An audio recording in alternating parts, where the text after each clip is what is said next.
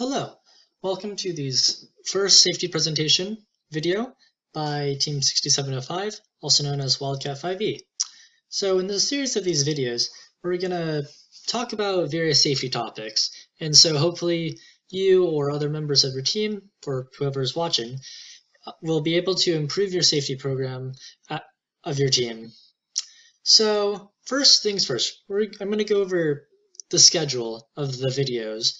So today, this video, according to plan, is going to be out on June 1st. And today we're just going to be a little bit of a brief overview of the topics we're covering, and then just a couple other things.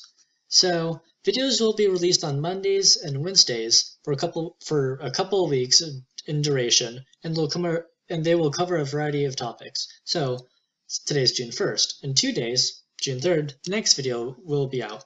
This video will be about documentation. And this video will be basically briefly talking about what information you should have as a safety program about your team, and then how to gather that information effectively and organize it in a way to use.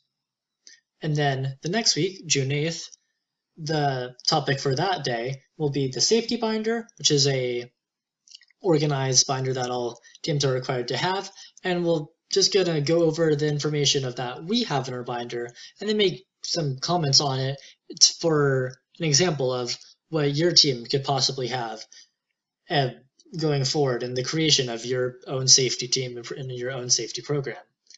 After that will be the review of the SDS, safety data sheet, and the emergency binder. These binders are very important because along with being also required, at least the SDS, the safety data sheet, by FRC itself. These binders are very important for the actual organization of safety information of your team. And so on that day, we'll be going over what is inside both and how to gather the information and how to organize it effectively for those binders. And then the next day, June 15th, will be just some general workshop in team safety.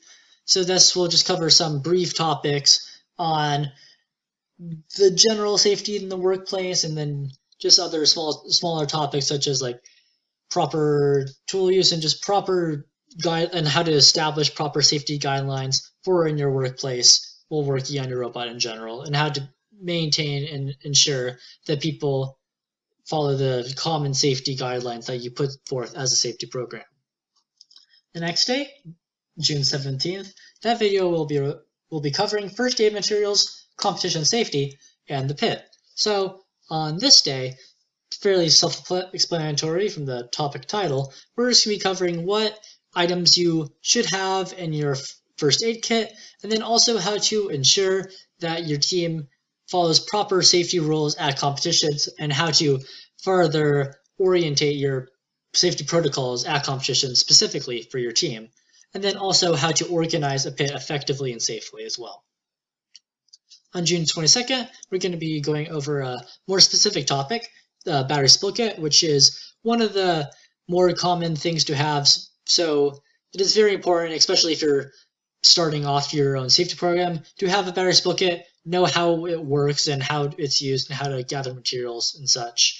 And so on that day, we'll be solely dedicated to covering that.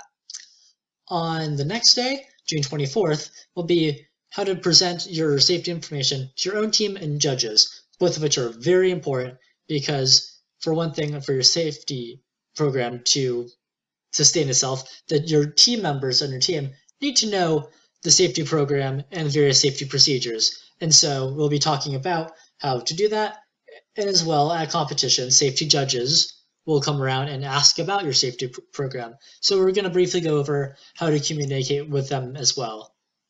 And then the final day is more of a wrap-up and miscellaneous on just some basics on safety outreach and how to better your own safety program and learn from other teams, and just some miscellaneous tasks or ideas that you could do to improve your own safety program. So that was the basic schedule of what we're going to do for each day. And now I'm going to go over to this other tab, which is the safety drive. So you should have all of your safety information organized in one place so it's easy to access and any member of your team can access it if needed. Our team at least, does this via Google Drive because it's just a really easy thing to have to organize and share information with other people. So I'm just gonna scroll down very quickly, just some files that we have on our drive. And you want to keep all your files that you need, everything you need to print out, and everything information-wise you need on your drive, so just anybody can access it very quickly and efficiently.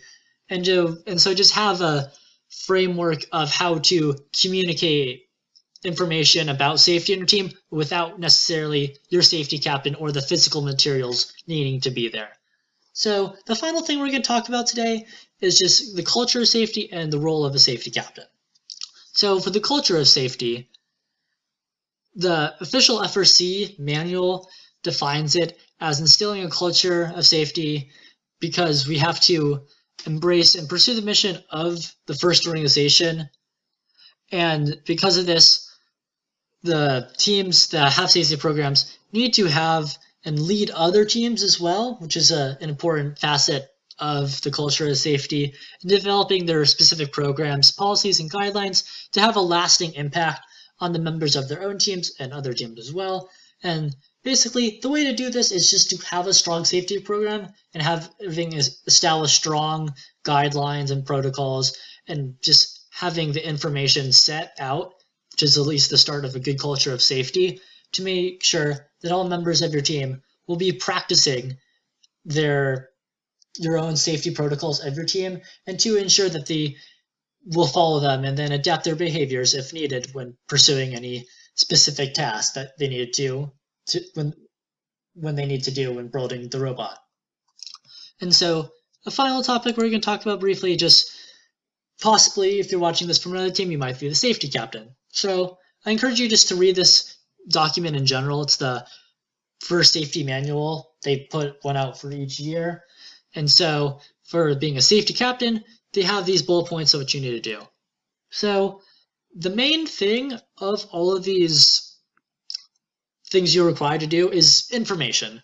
The main goal of a safety captain is for getting information about safety and what safety protocols and measures should be taken about the team and being able to implement them and have the rest of the team adapt their behaviors to follow them.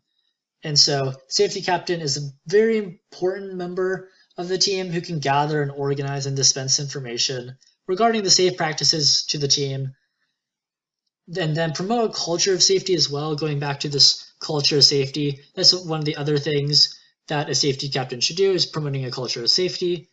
And this is by having all the team members learning and all the safety as much safety information as they can, and then adapting and modifying their behavior and practices while they're working to actually follow the safety guidelines. So this is just a brief overview for today of what we're going to be talking about and just a general safety overview in general for your FRC team. So I just want to thank our sponsors real quick of Team 6705, Wildcat 5e, our generous sponsors of GPS Hospitality, XL Insurance Reinsurance, Vision Metals, and Griffith Engineering. So I want to thank our sponsors and thank you for watching.